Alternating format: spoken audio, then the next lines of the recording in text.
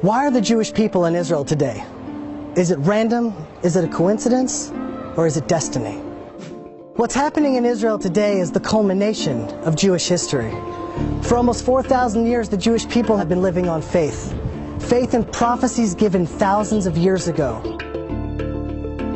Promises that seem irrational, promises that seem almost impossible. Every prophecy dependent on the next. If one isn't true, none of them are true. Every single one of them is coming to pass in our lifetime. Every single one of them.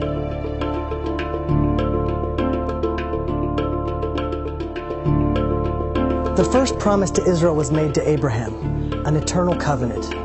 And I shall establish a covenant between me and you, and between your offspring after you throughout their generations, as an everlasting covenant.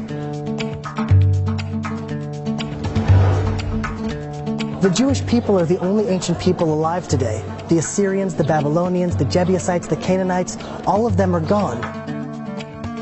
Well, no nation has survived such scattering and then remained a nation. And they became assimilated, and eventually any trace of the original was gone.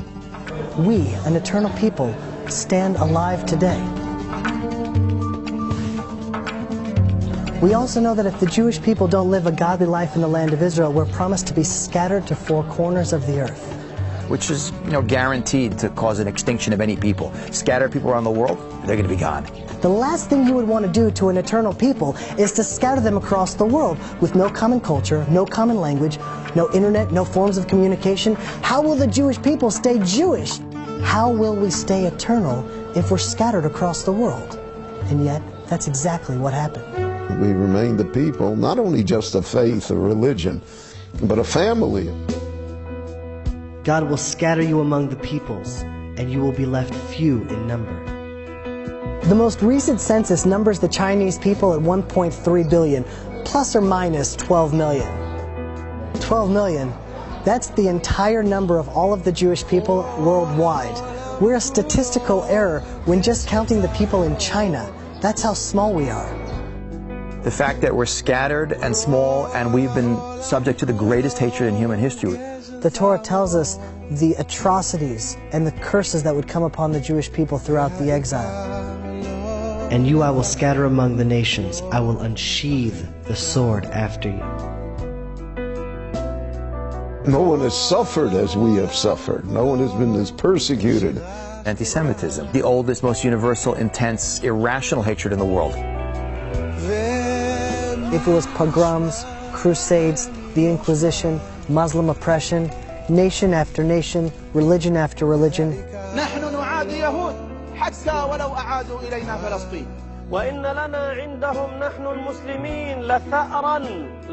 And the persecution we faced has always transcended all logic and rational thought. When we were poor and destitute in the shtetl, we were hated for being parasites. When wealthy, for being money-grubbing. One thing that we could always rely on is that there would always be a reason, a pretext, to hate us. And despite all the persecution, not only have we survived, but we've thrived. Now imagine that, a tiny, persecuted, scattered people. Out of all nations, how are they supposed to shift global consciousness? The same nation that everyone's going to hate is going to be scattered around the world and shouldn't even be here, is told we're going to be a light to nations. Those two things don't go together. We shouldn't even be here, much less impact the world. Here is a people that, small in number, that has influenced the world in unbelievable fashion. All the science and all the wonderful things that they contribute to the rest of the world. Wherever they find themselves in any country, they become the lifeblood of that country. They're an extraordinary energy. And you can literally see a direct correlation between countries that have Jews in them and how they treat the Jews and how those countries do in terms of their political development, their scientific development, their technological development. The Torah tells us that if the Jews don't do their charge, so they will be sent out of the land, and while they're away, the land will become desolate. The land in the late 1800s was barren, full of rocks. We couldn't produce anything here. Mark Twain came here in 1850. He talks about all these places that he tried to pay respects to. He was saddened by the fact that it was a desolation. Nothing grew here. The land would lay desolate, and your foes who dwell upon it will be desolate. Now, to understand the impossibility of that promise, you have to understand the geographic map of biblical Israel. All the ancient pathways cross through Israel. Every empire throughout the last 2,000 years tried to settle the land of Israel. Babylonia, the Persians, the Medes, the Greeks, the Romans, the Ottomans, the British, all of these empires with all of their wealth and all of their resources tried, and all of them failed. So you think land is land. Either it will be fertile or desolate. Either it will bear fruit or not. But the land of Israel plays by an entirely different set of rules. Then we're told that when the Jews return to the land of Israel, the land will start to flourish again. It'll blossom.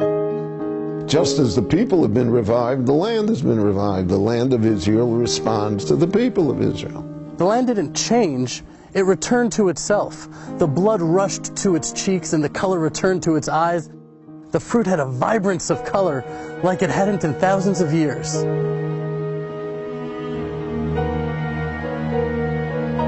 And the Jewish people, we've returned to ourselves as well. We're finally tending the soil and working the land once again.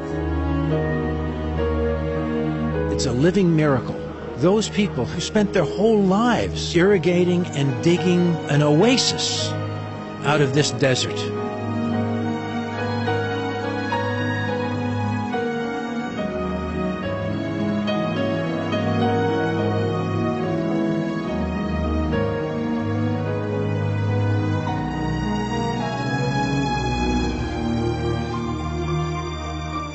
The ingathering of the exiles, it's the most prophesied event in the Bible. It's mentioned over 40 times.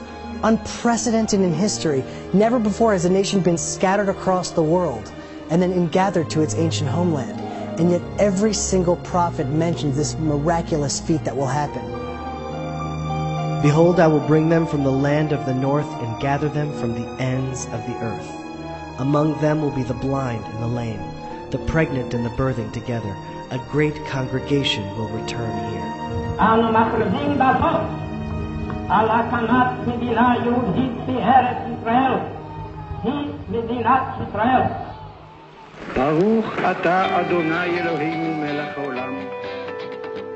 And now they have been returned to the land. And the land is still carrying the names of the great history of this people. It's unbelievable. Today in Israel, you see universalism.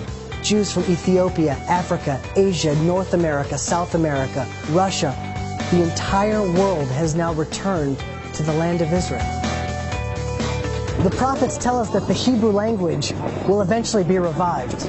When's the last time you saw a Phoenician English dictionary? Probably not for a while, because Phoenician is a dead language. You know what language they speak in Latin America? It's not Latin, because Latin too is a dead language. Never before in world history has a dead language been revived and brought back to life before the return of the Jewish people to the land of Israel and the revival of the Hebrew language. The Hebrew was always preserved in rabbinic writings and the prayer service, but it was not the lingua franca. It isn't what people spoke. What we don't appreciate is a whole country of close to 6 million people today who speak a language which no one spoke 100 years ago.